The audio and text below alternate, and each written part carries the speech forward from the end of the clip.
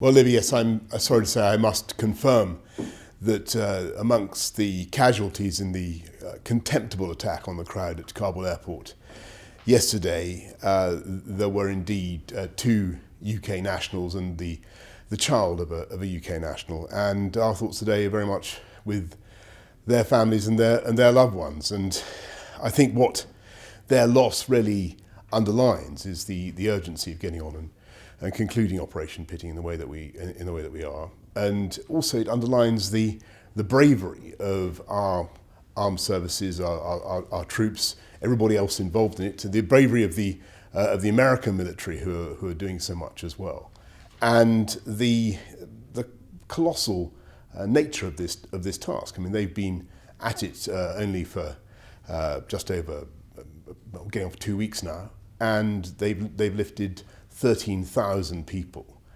coming to the UK. We've never seen anything like it in our lifetimes. And of course, as we come now to the final hours of the operation, there will sadly be people who haven't got through, people who might qualify. And what I would say to them is that we will shift heaven and earth to help them get out. We will do whatever we can in the second phase, but the crucial thing is that the Taliban authorities, the new government, however it's composed, have got to understand that if they want to have engagement with the West, if they want to have a relationship with us, then safe passage for those is absolutely paramount. I think that what it certainly shows, and the terrorist attack certainly shows, is that the government of Afghanistan is going to be extremely difficult for whoever is running it, and that's been the case for a very long time. And I think that the Taliban understand that, and they are certainly no friends of Daesh, of the Islamic State Khorasan province, who've claimed responsibility for both attacks.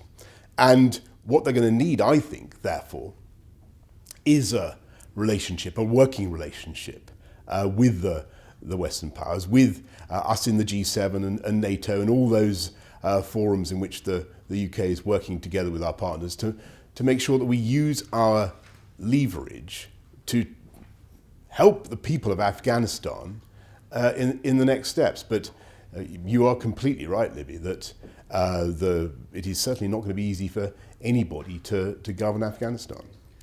I think you need to look at the sheer scale and speed of what has been accomplished in the last few days. Just since the 14th of August, 13,000 people, and plus 2,000 people before then.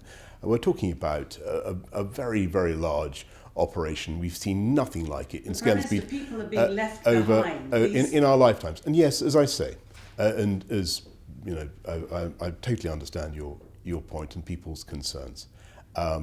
There will be people who are eligible, whether they're UK nationals who have chosen not to come forward yet, or people who are interpreters and others who we haven't been able to get to come forward to Hamid Karzai International Airport so far.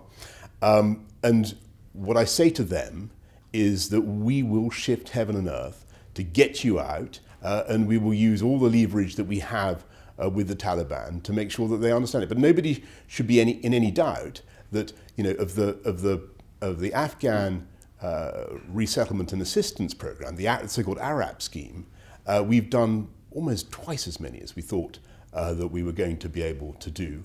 The overall operation has lifted about 100,000 people, and the UK alone has taken 13,000 just in the last few days.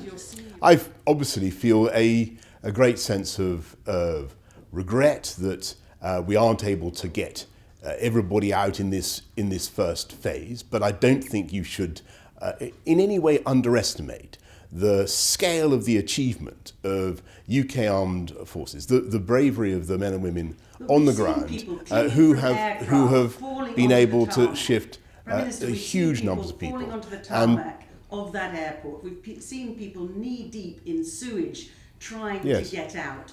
This isn't how it was meant to end. It is a national humiliation, isn't it? Well, it's certainly not something that the timing of this is certainly not the one that this country would have chosen, and I think that everybody understands that. But I think in the circumstances, which are, as you rightly say, extremely difficult and extremely harrowing, and it's been terrible for the people at Hamid Karzai International Airport and for their families. There's been absolutely no doubt about that. And the terrorist attack has been quite appalling. And I'm not saying that things are going to be easy from now on in Afghanistan. As I've said, I think it will be very, very tough. But I do think when you look at what has been achieved by UK armed forces, to get that many people out has been quite remarkable. And what we will also do, Libby, is make sure that when they come to this country, they get a warm welcome, and that we do everything we can to integrate them into UK society, to allow them to take part in the economy and to fulfill their ambitions. Well, of course, we continue to talk to the Taliban, and the most important point that we make is, look, if you want to have a relationship with the UK, or indeed with our partners, if you want to be able to unfreeze those many billions of dollars that they are going to need for the people of Afghanistan and for their country, then you need to ensure safe passage for those who want to come out. That's the number one condition that we set at the G7, and all our partners are saying the same. So I think they understand that.